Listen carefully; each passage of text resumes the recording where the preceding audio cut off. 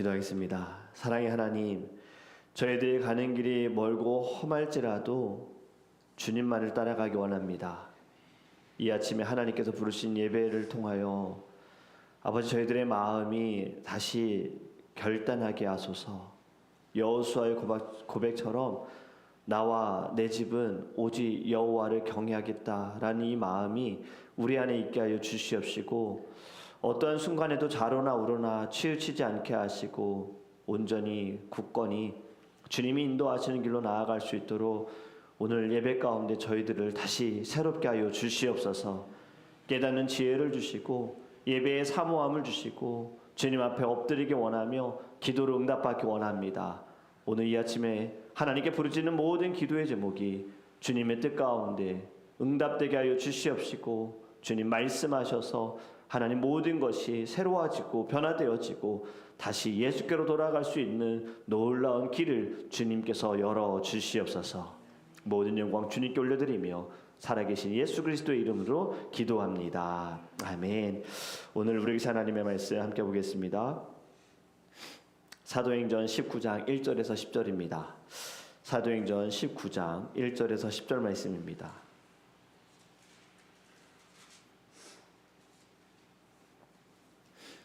사도행전 19장 1절에서 10절 말씀 우리 함께 읽겠습니다. 아볼로가 고린도에 있을 때에 바울이 윗지방으로 다녀 에베소에 와서 어떤 제자들을 만나 이르되 너희가 믿을 때에 성령을 받았느냐 이르되 아니라 우리는 성령이 계심도 듣지 못하였노라. 바울이 이르되 그러면 너희가 무슨 세례를 받았느냐 대답하되 요한의 세례니라. 바울이 이르되 요한이 회개의 세례를 베풀며 백성에게 말하되 내 뒤에 오시는 이를 믿으라 하였으니 이는 곧 예수라 하거늘. 그들이 듣고 주 예수의 이름으로 세례를 받으니 바울이 그들에게 안수하매 성령이 그들에게 임하심으로 방언도 하고 예언도 하니 모두 12사람쯤 되니라. 바울이 회당에 들어가 석 달 동안 담대히 하나님 나라에 관하여 강론하며 권면하되 어떤 사람들은 마음이 굳어 순종하지 않고 무리 앞에서 이 돌을 비방하거늘. 바울이 그들을 떠나 제자들을 따로 세우고 두란노 서원에서 날마다 강론하니라. 2해 동안 이같이 하니 아시아에 사는 자는 유대인이나 헬라인이나 다 주의 말씀을 듣더라. 아멘, 아멘, 할렐루야, 할렐루야. 네, 비가 오는 가운데에도 하나님께서 우리를 인도하여 주심에 감사하기를 주님의 이름으로 축복합니다. 네, 지금 날씨가 많이 추워져서 또 눈 소식도 있는데요. 우리 모두의 건강과 또 안전을 위해서 기도했으면 좋겠습니다. 여러분, 신앙이라는 것은 참 묘한 것 같아요. 한번 믿었다고 해서 자동으로 성장하지 않는 것 같습니다. 열심히 한다고 또 무조건 깊어지는 것 같지도 않아요. 어떤 분들은 30년을 믿었어도 1년 차 때 그 은혜의 자리에 머물러 있는 사람도 있고요. 어떤 분들은 1년을 믿었지만 30년을 믿은 사람처럼 성령이 뜨거운 사람을 가진 사람도 있습니다. 왜 그럴까? 여러분, 그 중에 하나가 신앙은 배워야 한다라는 겁니다. 배움을 멈추는 순간에 믿음도 멈출 수밖에 없어요. 믿음이 무엇일까? 여러분, 믿음은 모든 것을 우리가 다 이해할 때 알게 되는 것이 아닙니다. 저는 이 믿음을 이렇게 생각해요. 하나님께서 우리에게 손을 내미신 것을 붙잡는 것이 믿음인 줄 믿습니다. 아브라함을 우리 생각해 보면 어디로 갈지 전혀 알지 못했습니다. 단지 하나님께서 네 고향 아비 땅을 떠나라 이 말씀을 하셨을 때 그는 전혀 몰랐지만 그는 하나님을 붙들었습니다. 믿음이라는 것은 증명이 아니라 바로 하나님의 초대에 응하는 겁니다. 완벽한 정보를 통해서 나타나는 것이 아니라 하나님의 초대에 제가 들어가겠습니다. 따라가겠습니다. 정말 원합니다. 이것이 믿음이다라고 저는 생각해요. 여러분, 하나님의 초대에 반응하면서 배우고자 하는 마음이 우리 안에 있기를 간절히 원합니다. 그러할 때 믿음이 자라게 되는 거예요. 정말 위험한 것은 믿음이 멈출 때지요. 오늘 본문에 보면 바울이 만난 제자들을 보면 열심히 있었습니다. 경건도 있었고 회개도 있었고 예수도 믿었어요. 제자들 이미 어느 정도의 신앙의 틀이 잡힌 사람들이다라고 할 수 있어요. 그런데 바울이 그들을 향하여서 질문합니다. 너희가 성령을 받았느냐? 그들에게 아주 결정적인 한 가지, 그 한 가지가 없었던 거예요. 바로 성령에 대한 인식과 복음에 대한 완전한 이해, 성령을 그들이 만나지 못한 거예요. 지식은 있었지만 성령이 없었습니다. 배움도 있었지만 성장이 없었습니다. 능력이 없었던 거예요. 바울은 그들의 열심 책망하지 않습니다. 오히려 사랑으로 그들에게 물어본 거예요. 너희가 믿을 때 성령을 받았느냐? 질책하기 위한 질문이 아니었다는 거죠. 사랑으로 그들을 잡아주기 위해, 바른 길로 인도하기 위해 그들을 초대합니다. 2절에 이렇게 말씀합니다. 이르되 너희가 믿을 때에 성령을 받았느냐? 이르되 아니라 우리는 성령이 계심도 듣지 못하였노라. 제자들은 아주 솔직하게 대답합니다. 고백합니다. 저는 이것이 참 대단하다고 여겨져요. 제자들이 인정한 것, 아주 대담하게 그런 이야기를 들어본 적이 없다, 만나본 적도 없다. 여러분, 앞에서 말씀드린 것처럼 이 정도의 제자라면 지식도 있고 열심도 있어요. 그런데 바울의 질문에 대해서 인정했다. 만약에 여러분들에게 이렇게 질문한다면 여러분들은 뭐라고 대답하시겠습니까? 저한테 한번 질문해 봤어요. 저는 못했을 것 같아요. 인정 못했을 것 같아요. 아니, 못했었어요. 저도 제가 다 안다고 생각할 때가 있었습니다. 내가 맞다고 생각한 적이 있었어요. 그런데 그때가 오히려 더 성장하지 못했습니다. 오히려 정말 우물 안에 개구리처럼 살았고 전혀 발달하지 못했던 거예요. 그냥 다 내가 하는 게 맞다. 여러분, 모르는데 아는 척 하는 것이 너무나도 참 위험합니다. 이 세상은요, 그런 사람도 너무 많아요. 괜히 모르는 것을 모른다고 하면은 무시당할 거라는 생각 때문에 더 아는 척을 하는 거예요. 여러분, 우리는요, 오늘 나온 이 제자들처럼 솔직하게 인정할 수 있는 담대함이 필요합니다. 왜냐하면 이미 주님은 다 알고 계시잖아요. 하나님 다 아시잖아요. 나의 연약함을 알고 나의 부족함을 내가 인정할 때 우리 안에 계신 성령님이 일하시는 거예요. 그런데 내가 다 알아요.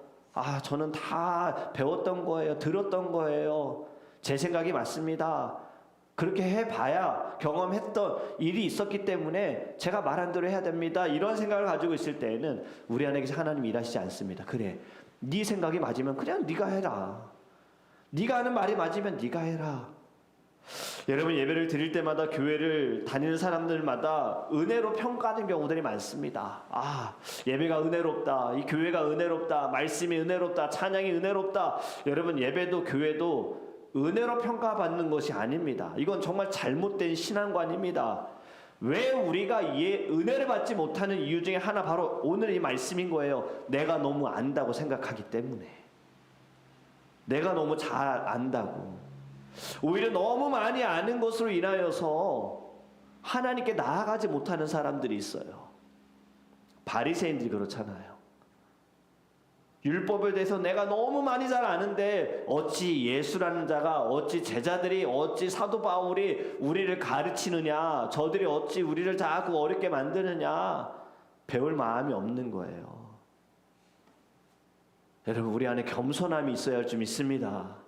오늘 에베소 제자들 잘 모르겠다고 고백합니다. 들어본 적이 없다고 고백합니다. 그때 성령님이 들어오시는 거예요. 배우려는 겸손한 마음이 있을 때 하나님께 더욱 가까이 가게 될 줄 믿습니다. 여러분, 성장하는 제자들은요, 다시 배우려고 하는 사람들이에요. 배운 것으로 만족하는 사람, 성장할 수 없어요. 우리 지난 금요일 새벽 예배의 말씀 한번 생각해 보면 바로 이 아볼로라는 사람이 어떻습니까? 그도 굉장히 지식 있는 사람이었잖아요. 똑똑한 사람이었잖아요. 말씀도 잘 전하는 사람이었습니다. 하지만 브리시길라와 아굴라가 그의 말씀을 듣고 그를 가르칠 때 들었습니다. 받았습니다. 이것이 왜? 겸손하잖아요. 겸손하니 받으니 성장하게 되는 거예요. 바른 길로 가게 되어지는 거예요.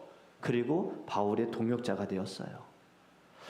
신앙의 성장은요, 여러분, 새로운 지식을 쌓는 것도 아니고요, 내가 다 안다고 여기는 것도 아니라 이미 들었던 복음을 내가 더 알고 싶습니다. 더 깊이 묵상하고 싶습니다. 회복하고 싶습니다. 이 마음, 다 알았다라는 태도가 아니라 다시 배우겠다라는 이 마음이 강할 때 우리 안에 계신 예수가 다시 나타나고 일하게 되어지고 충만하게 될 줄 믿습니다. 여러분, 바울이 예수님의 이름으로 세례를 베풉니다. 그리고 안수할 때 성령이 임하세요. 성령이 임하니 이들에게 은사가 나타납니다. 방언하게 되어지고 예언하게 되어지는 거예요. 몇 명이요? 12명. 12명의 제자들이 성령을 받았다. 성령은 머리로서 알 수 있는 것이 아닙니다. 우리 안에 계신 이 사모하는 마음과 이 열린 마음으로 인하여 내 안에 성령의 충만함이 다시 일어나는 거예요. 그리고 12명의 제자들로 인하여서 에베소 교회가 다시 깨어납니다. 제자들이 살아나고 복음이 다시 불타오르게 되어지는 거예요. 여러분, 교회가 살아나고 부흥하기 위해서는요, 반드시 이 절차가 필요합니다. 무엇보다 다시 자라는 믿음, 다시 배우고자 하는 은혜가 우리 안에 있을 때에 내가 살아나고 교회가 살아나고 그리고 나라와 민족이 살아나게 될 줄 믿습니다. 아는 것으로 만족하지 마세요. 에티오피아의 내시처럼 예배 드렸으니 끝났다, 이것이 아니라 더 알고 싶습니다. 이 사모하는 마음을 가지고 우리 신앙생활 하시기를 주님으로 축복합니다. 바울은요, 회당에서 3개월을 강론하며 권면합니다. 그곳에서 가르치는 거예요. 예수님에 대해서 가르치는 거예요. 하지만 여전히 똑같습니다. 듣는 사람도 있지만 듣지 않는 사람들이 있다는 거죠. 모두가 다 복음을 다 받는 것이 아니다라는 거예요. 말씀을 전해도 말씀을 듣는 자가 있지만 말씀을 튕겨내는 자가 있어요. 이것이 결국에는 은혜를 받느냐 받지 못하는 자죠. 여러분, 지금 9절의 말씀을 보면 어떤 사람들은 마음이 굳어 순종하지 않고 무리 앞에서 이 돌을 비방하거늘 마음이 굳으니 이들이 말씀을 듣지 못하여요. 듣지 못하니 순종하지 않습니다. 마음이 굳으니 은혜를 받지 못해요. 은혜가 없으니 어떡합니까? 많은 사람들 앞에서 비방합니다. 지금 바울을 비방하는 거예요. 그런데 이거 사실 바울을 비방하는 것이 아니라 복음을 비방하는 거고 예수를 비방하는 겁니다. 그런데 여기에서 바울은 어떻게 하느냐? 그들을 떠나 제자들을 따로 세우고 두란노 서원에서 날마다 강론하니라. 바울은 이들과 맞서 싸우지 않습니다. 제자들을 따로 세우고요, 자신은 두란노 서원에 가서 강론하는데 2년 동안 말씀을 가르치는 거예요. 그래서 10절에 두 해 동안 이같이 하니 아시아에 사는 자는 유대인이나 헬라인이나 다 주의 말씀을 듣더라. 아멘. 여러분, 이것이 기적입니다. 지금 에베소의 한 건물 두란노 서원에서요, 말씀을 가르쳤는데 아시아 전역에 복음이 흘러갔다는 거예요. 유대인도 헬라인도 어떤 인종도 상관없이 다 예수를 믿고 영접하게 되어졌다라는 겁니다. 여러분, 이것은 인간의 전략이 아닙니다. 하나님께서 다시 배우는 사람을 통하여서 다시 자라고자 하는 믿음을 간구하는 자들에게 하나님의 은혜가 나타나면서 그들을 통하여서 지역을 변화시키시는 거예요. 저와 여러분도요, 이 마음을 갖기를 원합니다. 이제 2025년이 딱 이제 한 달 남았습니다. 이제 얼마 남지 않았어요. 2026년 우리가 새해를 시작하는데요, 여러분, 새해를 시작하면서 이 마음이 있었으면 좋겠습니다. 하나님, 내 안에 믿음이 다시 자라나길 원합니다. 주님, 배우고자 하는 내 안에 사모함이 있기를 원합니다. 주님의 은혜가 충만하기 원합니다. 오늘의 말씀의 흐름을 다시 한번 살펴보면 배우지 못한 자들이 인정하였고 다시 배웠고 배움을 통하여서 성령을 받게 되어지고 성령을 받은 이들로 인하여서 지역이 변화되어졌다. 여러분, 결국엔 배움은 성령의 문을 열고 성령은 지역의 문을 여는 거예요. 오늘 우리에게 필요한 은혜, 새로운 것이 아닙니다.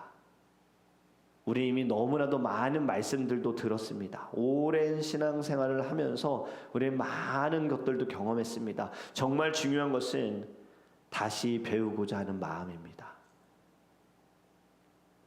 아는 것으로 끝날 것이 아니라 주님 더 알고 싶어요.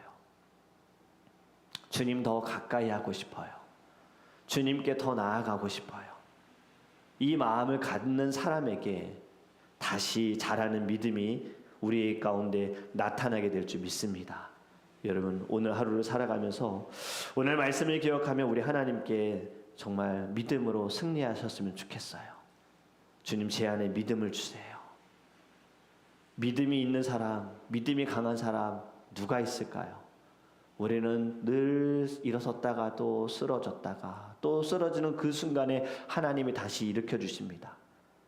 믿음 자랑할 수 있는 것이 아닙니다. 하지만 우리가 해야 할 것은 딱 하나입니다. 주님 만나는 그날까지 주님, 저는 계속 믿음이 자랐으면 좋겠어요. 믿음이 완전한 사람은 아무도 없습니다.